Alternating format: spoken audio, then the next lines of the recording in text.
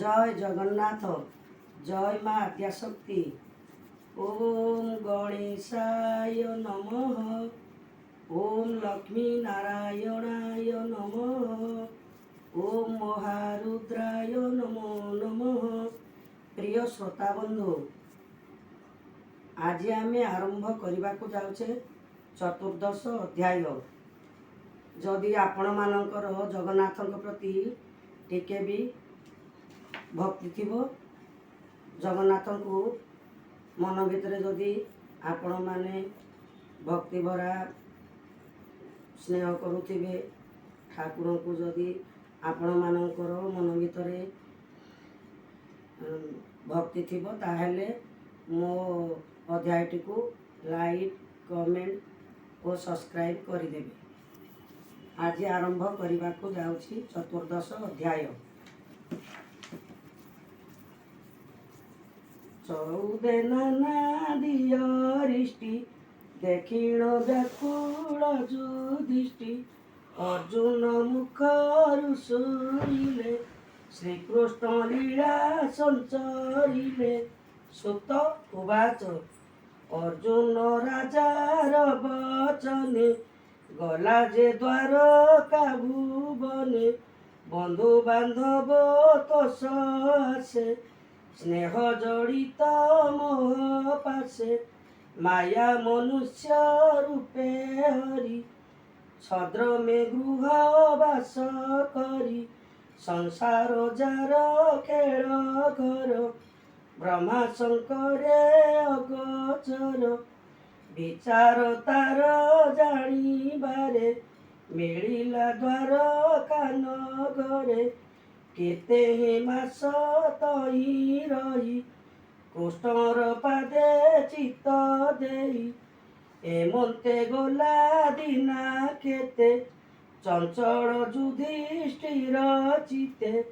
ଅର୍ଜୁନ ନ ମିଳିଲା ପାଶେ, ଘୋର ଅଦ୍ଭୁତ ଦେଖେ ତ୍ରାସେ। କାଳର ଗତି ବିପରୀତ, ଅଧର୍ମେ ପ୍ରାଣୀଙ୍କର ଚିତ। ପାପ ଆଚାର କଲେ ଦମ୍ଭେ, ଯନ୍ତ୍ରିତ କାମ କ୍ରୋଧ ଲୋଭେ। ମିତ୍ର ସୁହୃଦ ଶଠମତି, ପିତା ମାତା ଯେ ଭ୍ରାତା ଜ୍ଞାତି।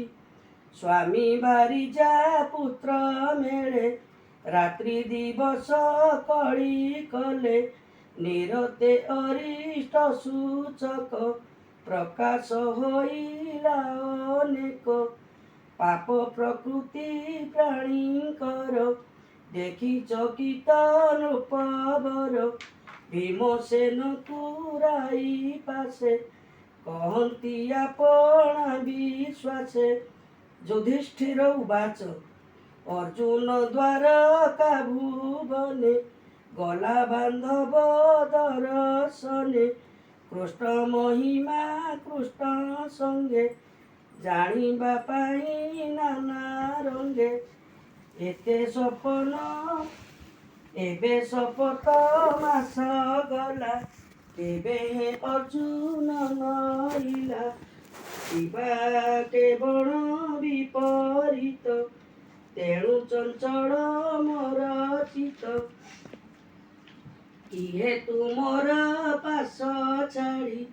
ଅର୍ଜୁନ ରହେ ଲୋଭ ବଢ଼ି, ଏହା ତ ଜାଣି ନ ପାରଇ। ଭୟେ ବ୍ୟାକୁଳ ମୋର ଦେଇ, ନାରଦ କହି ଗଲେ ମୋତେ। ସେ କାଳ ହେଲା ବା ପ୍ରାପତେ, କ୍ରୀଡ଼ାର ଶରୀର ଉଚ୍ଛନ୍ନ। କିବା ଇଚ୍ଛିଲେ ଭଗବାନ, ସେ ହରି ସ୍ନେହେ ଅପ୍ରମାଦେ। ମୁଁ ଯେ ବସିଲି ରାଜପଦେ, ଦାରା ସମ୍ପଦ ପ୍ରାଣ ମୋର। ସର୍ବମଙ୍ଗଳ ଦାମୋଦର, ସକଳ ରାଜା ମୋର ପାଦେ। ଖଟନ୍ତି ଯାହାର ପ୍ରସାଦେ, ତାହାର ଭଲେ ଭଲ ମୋର। ସେ ହରି ଶରଣ ସୋଦର, ଦେଖ ପ୍ରତ୍ୟକ୍ଷେ ବୃକୋଦର।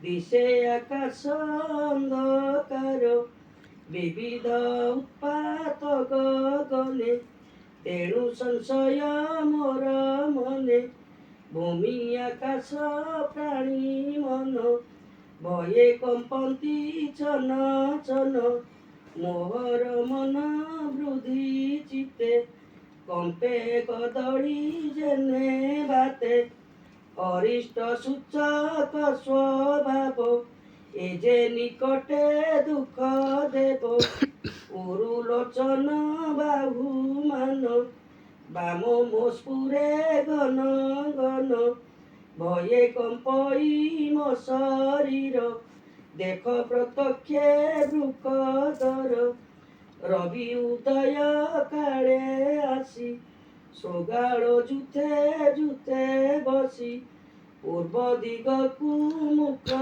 କରି ବଦନୁ ଅନଳ ଉଦ୍ଗାରି କରନ୍ତି ଭୟଙ୍କର ନାଦ ଏସେ ସୂଚକ ପରମାଦ କୁକୁର ମୋର ମୁଖ ଚାହିଁ ନିର୍ଭये ରୋଦନ କରଇ ଶୃଗାଳେ ମୋର ବାମ ଭାଗେ ବେଗେ ପଳାନ୍ତି ଦକ୍ଷ ମାର୍ଗେ ଆବର ଶୁଭ ପଶୁ ଯେତେ ମୋତେ ଭଜନ୍ତି ବିପରୀତେ ଏ ମୋର ଗଜ ସ୍ୱ ଯେତେ ମୋତେ ଚାହାନ୍ତି ଅଶ୍ରୁ ନେତ୍ରେ ଯମର ଦୂତ ପ୍ରାୟେ ଆସି ଉଲୁକ ମୋର ଆଗେ ବସି ଶବଦେ କମ୍ପାଏ ମେଦିନୀ ମୋର ଗୃହନ୍ତେ ନୋହେ ତୁନି ପ୍ରତି ଭାଲୁକ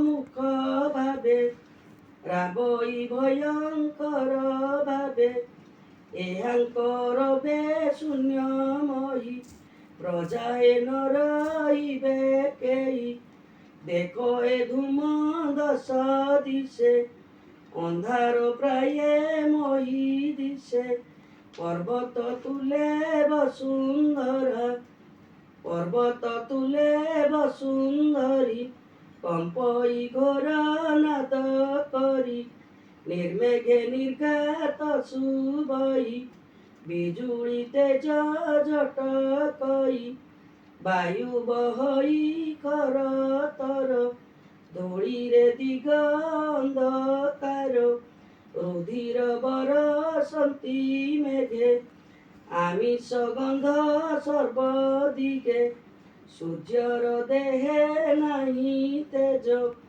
ଦେଖ ଆକାଶେ ଗ୍ରହ ଯୁଦ ଦିଗେ ଦିଶନ୍ତି ଭୂତ ଗଣେ ଯେହ୍ନେ ପୂରିତ ଅଗ୍ନି ବାଣେ କ୍ଷୁଭିତ ଦିଶେ ନଦୀ ବନ୍ଧ କରନ୍ତି ସିନ୍ଧୁ ପ୍ରାୟେ ନାଦ ଜନ୍ତୁଙ୍କ ମନ ସେଇ ମତେ ଅଦ୍ଭୁତ ପୁରିଲା ଜଗତେ ଅନଳ ଲିଭେ ଘୃତ ଧାରେ କାଳ କି ପ୍ରବେଶ ସଂସାରେ ବର୍ଷା ନ କଲେ କ୍ଷୀର ପାନ ଗାଈ ନ କଲେ କ୍ଷୀର ଦାନ ତୃଣ ନ କରି ଅଶ୍ରୁ ମୁଖେ ବୃଷଭ ଗୋଷ୍ଠେ ରହେ ଦୁଃଖେ ହରସେ ନ କରଇ ନାଦ ଦେଖ ଅଦ୍ଭୁତ ପରମାଦ ଦେବତା ପ୍ରତିମା ଚଞ୍ଚଳେ ରୋଦନ୍ତି ତନୁ ଧର୍ମ ଜଳେ ଏ ଜନପଦ ଗ୍ରାମ ମାନ ନଗର ଆବର ଉଦ୍ୟାନ ବନ ଆଶ୍ରମେ ଯେତେ ଜନେ ମୁହିଁ ଯା ଦେଖଇ ନୟନେ ସର୍ବେ ଦିଶନ୍ତି ହତ ଶିରି ବଳ ଚଞ୍ଚଳ ବନଗିରି ବାହ୍ୟ ଅନ୍ତର ସର୍ବ ଚାହିଁ ମୁହିଁ ଏମନ୍ତ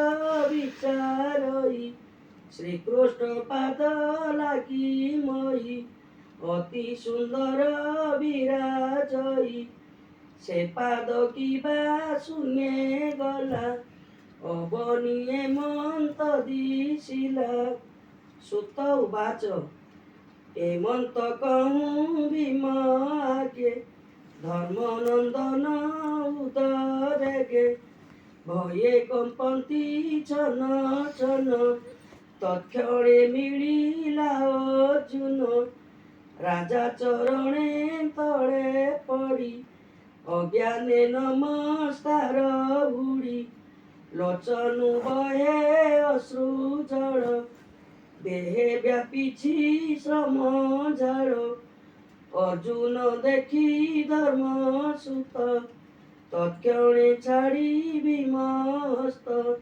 ନିସ୍ତେଜ ଦେଖି ତାର ଗାତ୍ର ବ୍ୟାକୁଳେ ହୃଦୟ କମ୍ପିତ ବନ୍ଧୁ ସୁହୃଦ ମଧ୍ୟେ ଥାଇ ପୁଛନ୍ତି ଅର୍ଜୁନକୁ ଚାହିଁ ନାରଦ ବଚନ ସୁମରି ଅନ୍ତରେ ଚିନ୍ତି ନରହରି ଅର୍ଜୁନ ମୁଖ ଚାହିଁ ବଣି ଛନ ବଦନେ ନୃପମଣି ଯୁଧିଷ୍ଠିର ଉବାଚ ଶୁଣ ଅର୍ଜୁନ ସାବଧାନେ ଦ୍ୱାରକାପୁରେ ବନ୍ଧୁ ଜନେ ସୁଖେ ଅଛନ୍ତି ନା ସମସ୍ତେ ଯାଦବ ବଂଶ ଯେ ଶପତେ ସୁର ମୋହର ମାତା ମୋହ ସେ ଭଲେ ଅଛନ୍ତି କି କହ ମାତୁଳ କ୍ରୂରର ତୁଲେ ସ୍ୱଗୃହେ ଅଛନ୍ତି ନା ବଲେ ଦେବକୀ ଆଦି ନାରୀ ଯେତେ ସୁଖେ ଅଛନ୍ତି ନା ସମସ୍ତେ ଦେବକ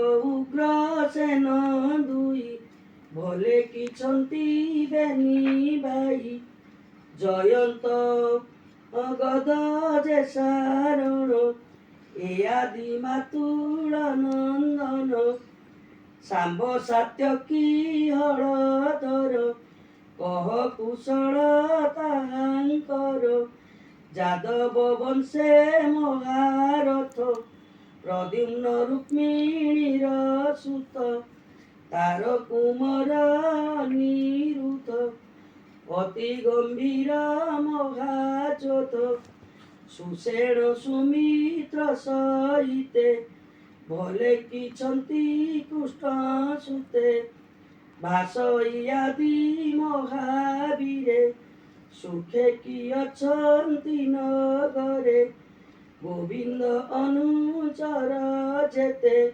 ସୁଖେ ଅଛନ୍ତି ନା ସମସ୍ତେ ସୁନନ୍ଦ ନନ୍ଦ ଆଦି ଯେତେ ଉଦ୍ଧବ ମନ୍ତ୍ରୀର ସହିତେ ରାମ ଗୋବିନ୍ଦ ଭୁଜାଶ୍ରିତେ ସର୍ବେ ଅଛନ୍ତି ଟିକି ସୁସ୍ତେ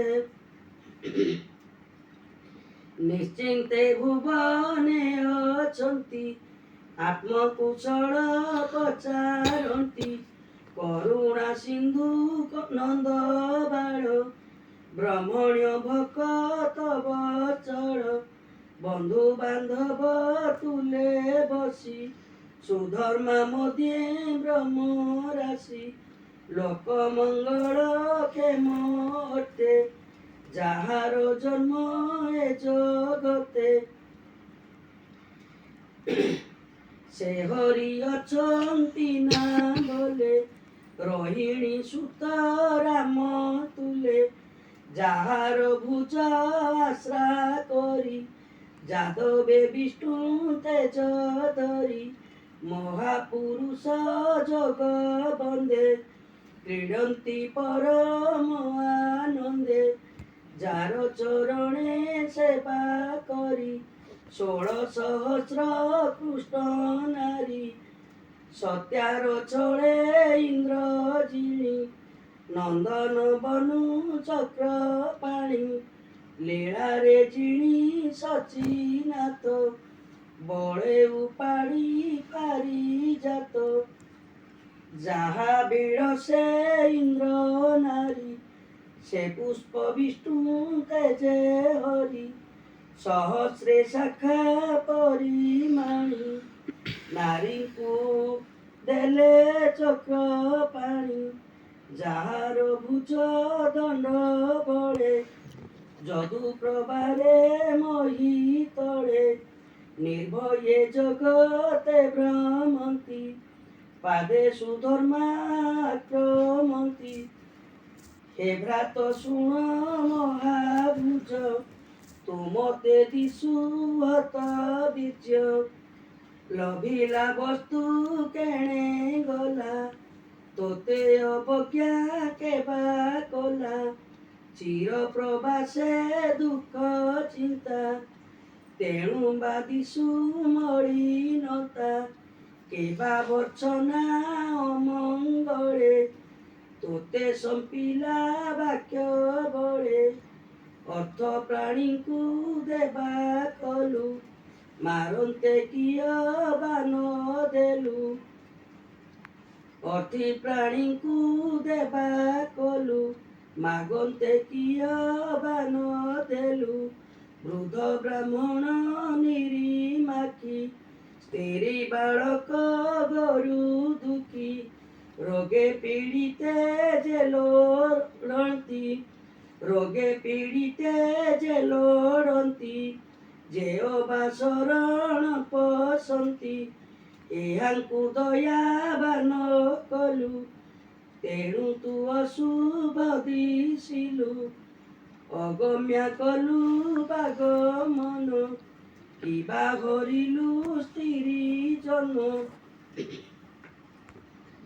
ମାର୍ଗେ ଆସନ୍ତେ ତୁ ଚଞ୍ଚଳେ କେବା ଜିଣିଲା ତତେ ବଳେ ବାଳକ ବୃଦ୍ଧ ନଭୁଞ୍ଜଇ ଅଗ୍ରେ ଭୁଞ୍ଜିଲୁ ଅବା ତୁଇ କିବା ନିନ୍ଦିତ କର୍ମ କଲୁ ତେଣୁ ତୁ ଏମନ୍ତ ଦିଶିଲୁ କିବା ତୋ ଜୀବନ ଠାକୁର ଗୋବିନ୍ଦ ହୋଇଲେ ଅନ୍ତର ତାହା ବିହୀନେ ଶୂନ୍ୟ ତୁଇ ଏମନ୍ତ ପ୍ରାୟ ମୁଁ ମଣଇ ତୋ ମନେ ଦୁଃଖ ଏହା ବିନେ କେବେ ହେନ ଘଟେ ମୁଁ ମଣେ ହରି ଚରିତ ସୁଧା ବାଣୀ ଶୁଣି ସଂସାରୁ ତାର ପ୍ରାଣୀ କହଇ ବିପ୍ର ଜଗନ୍ନାଥ ପ୍ରଥମ ସ୍କନ୍ଧେ ଭାଗବତ ଇତି ଶ୍ରୀମଦ୍ ଭାଗବତେ ମହାପୁରାଣେ ପରମହଂସ୍ୟାଂ ସଂହିତାୟାଂ প্রথম স্কন্ধে যুধিষ্ঠির বিতর্কে নাম চতুর্দশ অধ্যায়।